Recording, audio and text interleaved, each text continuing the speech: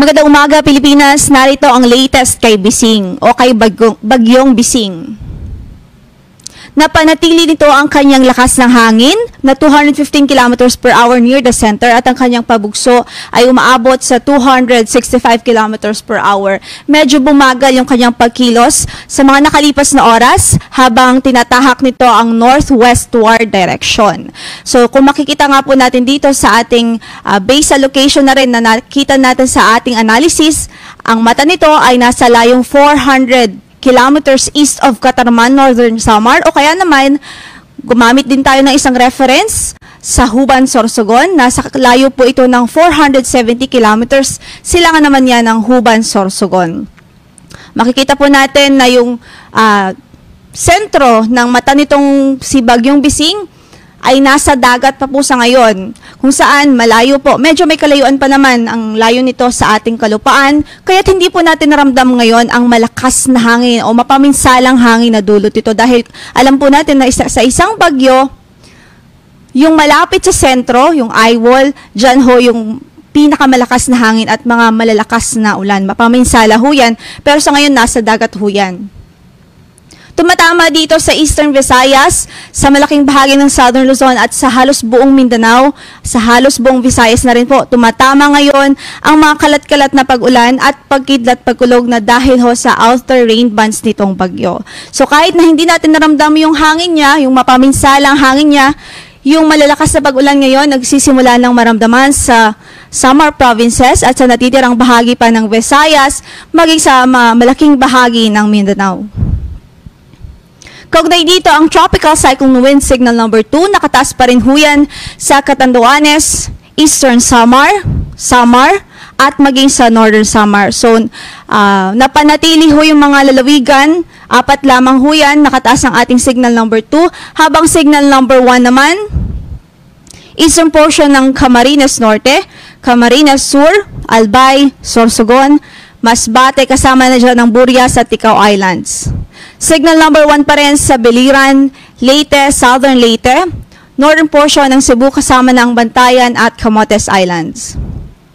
Signal number 1 din sa Dinagat Islands, Surigao del Norte, including Siargao at Bukas Grande Islands, maging sa northern portion ng Surigao del Sur. So, ang naalis lamang ho sa ating signal for the past 6 hours ay yung southern portion ng Surigao del Sur. But apart from that, napanatili po yung mga lugar, yung ating mga signals dito ho sa Bicol Region, sa Eastern Visayas at sa northeastern portion ng Mindanao.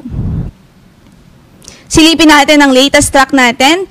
Base na rin ho yan sa latest analysis natin ngayong madaling araw. In the next 24 hours, northwestward pa rin ang nakikita natin na magiging direksyon nitong bagyo. Although, medyo babagal pa rin ho ito dahil in the next, beyond 24 hours ay bahagya pong magno-northward o papahilaga ang kanyang direksyon. At dahil may change of direction, natural po sa isang bagyo na medyo bumagal ang kanyang pagkilos. Pero makikita din natin na sa susunod na 24 oras, yung kanyang mata ay nasa east of Catanduanes. Estimate po natin ay 295 kilometers northeast of Verac, Catanduanes. In the next 48 hours, ang estimate po nating layo nito ay nasa 360 kilometers northeast of Verac, Catanduanes. In the next 3 days ay 510 kilometers east of Tuguegarao City, Cagayan. In the next 4 days, 510 kilometers east of Calayan, Cagayan. At sa ikalimang araw ay 725 kilometers east of Basco, Batanes. Dito po sa track, lilinawan lamang ho natin ang pinag-uusapan o ang tinutukoy natin dito ay yung sentro mata nitong bagyo. Pero again, malawak yung kanyang diametro. Meron din ho siyang radius. Yung kalahating parte ho nitong bagyo ay inaasahan nating tatama pa rin o kung makaka-apekto pa rin sa Bicol Region at maging sa Eastern Visayas yung radius ho ng bagyo.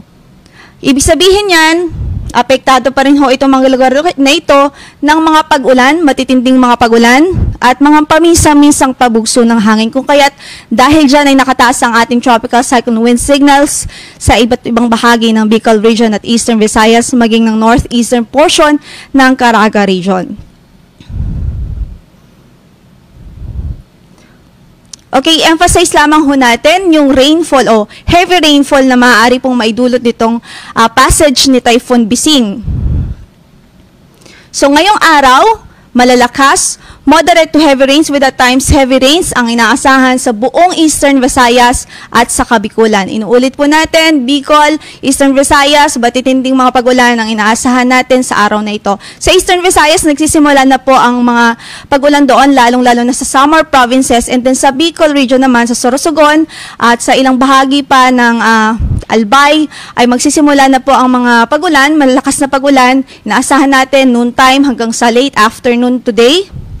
And then magpapatuloy o magtutuloy-tuloy ho yan hanggang bukas. So nakikita natin dito yung concern ay yung mga pag-ulan na dulot nga ho nitong Typhoon Bising. At yung mga paminsang-minsang pagbugsuri ng hangin na dahil nga po sa radius nitong bagyo.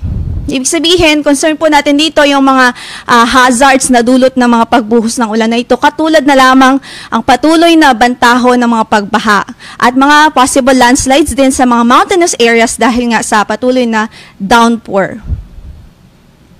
At sa intensity naman at track na inaasahan natin, for its intensity, typhoon is forecast to maintain its strength today before gradually weakening throughout the remainder of the forecast period. So, inaasahan natin, in the next few hours ay magpe-persist pa rin itong kanyang lakas, nasa typhoon category pa rin. Actually ngayon, nasa upper limit pa rin ho ito ng typhoon category, kaya't mapaminsalang bagyo ho ito.